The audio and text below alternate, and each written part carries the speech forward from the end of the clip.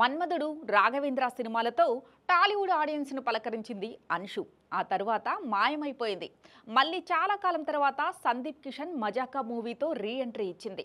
ఈ మూవీ అన్షుకి ఏమాత్రం ఉపయోగపడదని సినిమా చూస్తే అర్థమవుతోంది. గ్లామర్ పరంగా కానీ, నటన పరంగా కానీ అన్షుకి మార్కులు పడలేదు.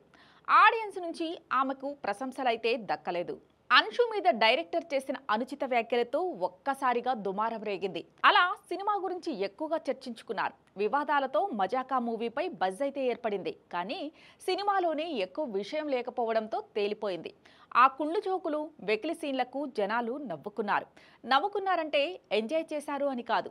ఇక ఇంతేనా, వీళ్ళు మారరా, ఎన్ని రోజులు ఇవే సీన్లు, అవే కుళ్ళు జోకులతో నెట్టుకొస్తారు అని ఆడియన్స్ నవ్వుకున్నారు. ఇక మజాకా చిత్రం థియేటర్లో అంతగా ఆడలేదు. మరి ఓటీటీలోకి త్వరలోనే రాబోతుంది. అక్కడ ఎలాంటి రిజల్ట్ వస్తుందో చూడాలి. ఇక మజాకా ప్రమోషన్స్లో అన్షు తలకి గాయమైనట్టుగా ఓ బ్యాండేజీతో కనిపించింది. అప్పుడు ఆ కట్టు గురించి ఎలాంటి క్లారిటీ ఇవ్వలేదు. ఇప్పుడు అన్షునే ఓ వీడియోని షేర్ చేస్తూ అసలు విషయాన్ని చెప్పింది. అది పబ్లిసిటీ స్టంట్ కాదని, నిజంగానే గాయమైందని, కుట్లు వేశారని క్లారిటీ ఇచ్చింది.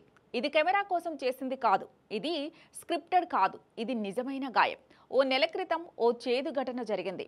అనుకోని ఆ ఘటనతో ఇలా గాయమైంది. నా ఫ్రెండ్స్, ఫ్యామిలీ సపోర్ట్తో దాని నుంచి బయటపడ్డాను. నేను ప్రస్తుతం కోలుకుంటున్నాను.